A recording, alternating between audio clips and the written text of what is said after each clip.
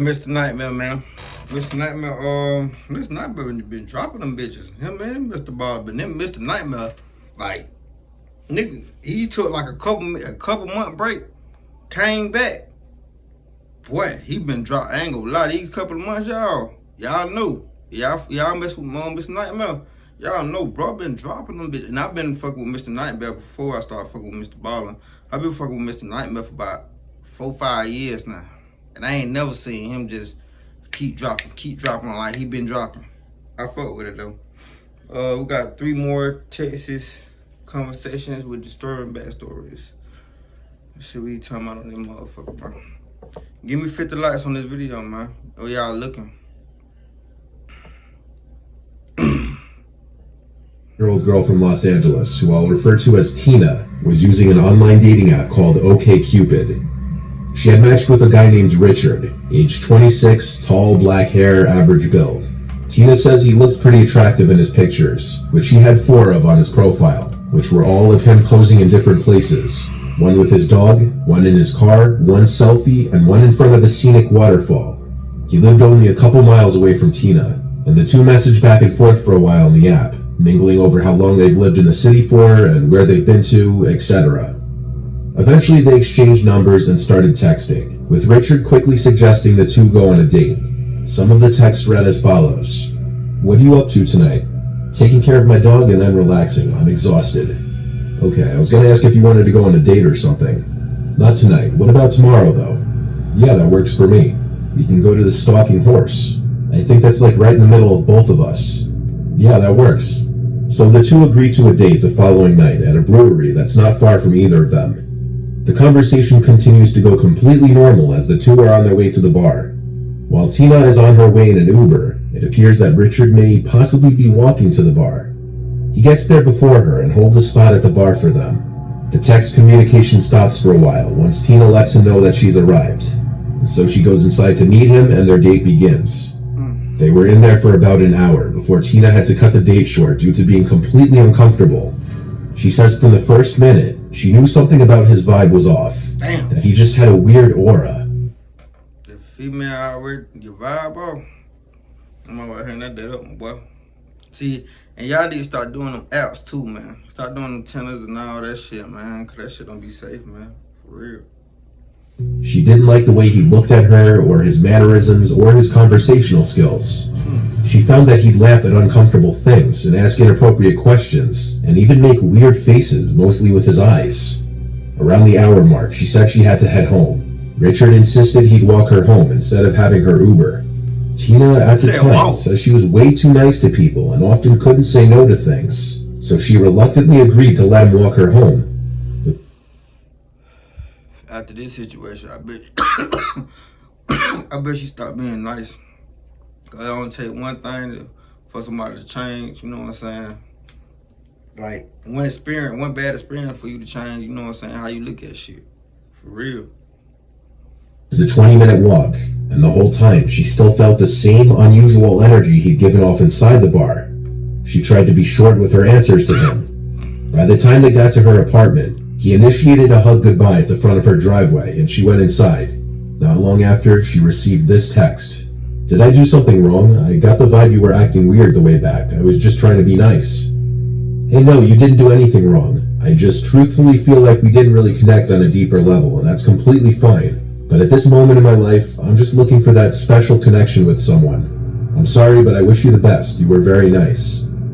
What? It was one date. Obviously, you won't feel a deeper connection immediately. That's what getting to know someone is. It takes multiple dates. "I'm sorry, I just don't..." It don't. No, it take one time. One time. If y'all got that certain bond or you got that certain vibe, female to fuck with it. But if they feel like you got a weird vibe, boy, that shit over with, bro. You gotta be yourself. You can't try to be nobody else. "I'm interested." By this point, Richard gets very angry and aggressive, saying things like he wasted $100 on her and telling her to get back on her stupid dating apps. But then after Tina stops answering, Richard sends a very clear threat that he knows where she lives now. Tina sends one final response and then blocks Richard's number. She hoped that would be the end of it. But about 15 minutes after blocking his number, there was a manic pounding on the front door, and and the angry screams of Richard were coming from the other side.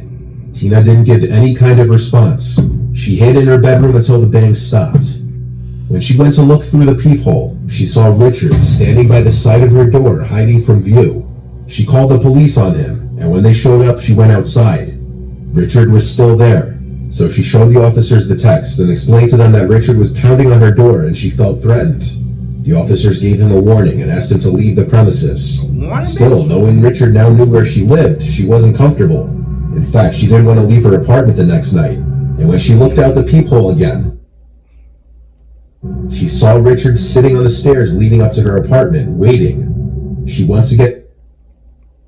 Now, if something happened to her, it's the police fault. Called the police, and for a second time, the police came and gave Richard another warning, asking him to once again leave the premises.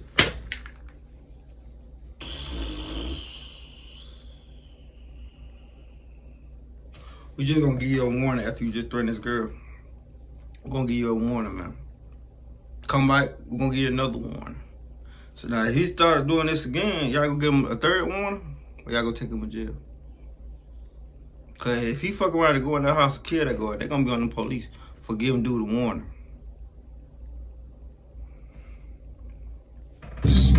Tina begged them to arrest him and charge him, but they seemed unwilling to do so, saying he wasn't an imminent threat, shockingly.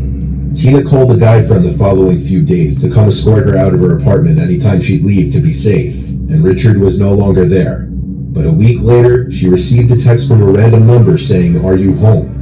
She didn't answer and blocked the number. Since the police department was unwilling to do anything, Tina ended up moving apartments because of this harassment. This next one was sent to me by a girl named Marissa, who had been contacted by a crazy ex who she hadn't spoken to in years. She dated her ex Dylan on and off for 3 years, and in her words, she didn't have a backbone when she would see him. And even though their relationship was kind of abusive, she'd find herself constantly going back to him. After their final breakup, Marissa asked Dylan to stop contacting her and to pretend she didn't exist. This infuriated him even more, to the point where he knocked on her front door while her parents were home. Her father had to open the door to Dylan, practically trying to fight him when he wouldn't let him in. Things were finally broken off, seemingly for good, when the police got involved. Due to Dylan's history with violence, Marissa's parents convinced her to get a restraining order against him. This, however, didn't prove to be an end-all. For a while, there had been no contact from Dylan. Marissa had blocked any form of contact from him, but there are, of course, other ways around that, what with fake numbers and fake social media accounts. In June, 2 months after the order of protection had been processed, Marissa got a request on her Instagram from a random account named Kyle. It looked like a regular person, so she allowed it to follow her, but she didn't follow it back. Every Aetna CVS Health individual and family plan comes with the Aetna network of doctors, specialists... Sometime in June, Marissa had posted a story on her Instagram on a date with a guy she had been talking to, in which she tagged the guy she was on the date with. Shortly after, the guy received death threats in all capitals from the Kyle account, and Marissa received a DM as well, saying he's disgustingly ugly. It was pretty clear this was a fake account now. Some people can't get up. Some people can't just move on. I don't know why. But you see somebody ain't fucking with you no more, why are you trying to still harass them?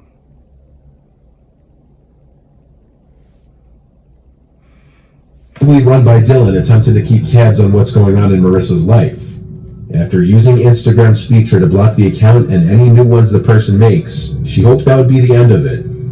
After a few weeks of no attempted contact from Dylan, Marissa one night was sitting in her kitchen on her laptop doing homework when she got a text message from a random number. It was a picture of her sitting there at the counter on her laptop. That's why I say females, dudes should already know this. But females, y'all need to get y'all a weapon or something. And yeah, y'all need to get y'all a gun, for real. Like, cause these dudes it's some dudes out here just creepy as hell, man. I ain't gonna lie to y'all. Taken from outside the kitchen window. She was home alone at this time, so it couldn't have been any of her siblings trying to scare her. She looked out the window to see no one, but the picture was clearly taken moments ago, so someone was out there. She closed the blinds of the window and called her dad. While on the phone with him, she saw Dylan outside in the backyard at the door, attempting to slide it open. Marissa's father called 911 for his daughter as he rushed home. Dylan was calling into the house at Marissa, demanding she open the door, getting angrier as time went on and she yelled at him to leave her alone. Dylan got so angry that he punched the glass and broke a hole in it, causing him to start screaming in pain and anger as Marissa saw blood gushing from his hand. Dylan was yeah, he a dumbass too. Why would you do that? I remember I did that shit. Remember I punched the window. I punched the window like when I house back. Well, for new subscribers, you know what I'm saying. Y'all go back a year ago. You know what I'm saying? Y'all know my house had burnt down and shit. I had punched the window then to go get my phone. I ain't gonna lie. In the backyard, police arrived to the house. That shit hurt for Marissa real. grabbed the order of protection document to show them as Dylan was already in handcuffs. Dylan was charged and sentenced to 3 years in prison for violation of the order of protection and vandalism. Damn. This allows Marissa and her family some time to breathe and feel safe. But ideally when he's released, they should probably not be living in that same house anymore for their own safety. Yeah, no. This last one goes to show why it's probably best not to entertain random numbers texting you for too long. This one comes from a young girl who I'll refer to as Nicole. She was 14 when this happened, living with her parents in a New York City suburb. Next door is another family of 4 with 2 sons. The sons are both older than Nicole and her sister. The younger son, who was 18, named Gene, had tried to talk to Nicole on several occasions despite their age difference. He was a senior in their high school when she was a freshman.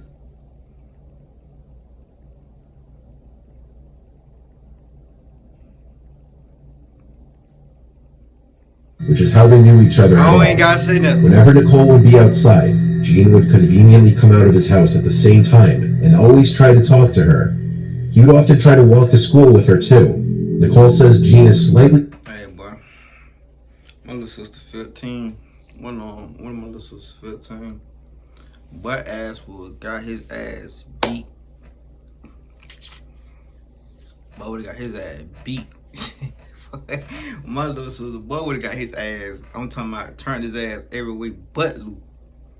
Unusual, but she can't tell if he's on the spectrum or not. Still, in the past she's tried to be nice to him, and has agreed to walk to school with him before, mostly because it's only a 10-minute walk.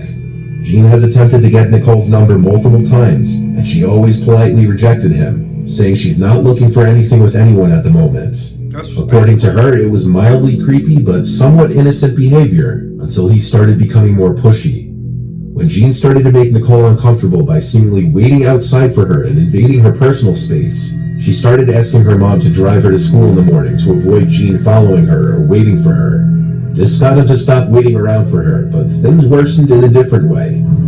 One night, Nicole had a boy from school over in her room. Her bedroom is upstairs. The two were sitting on her bed, and Nicole got a text from an unfamiliar number.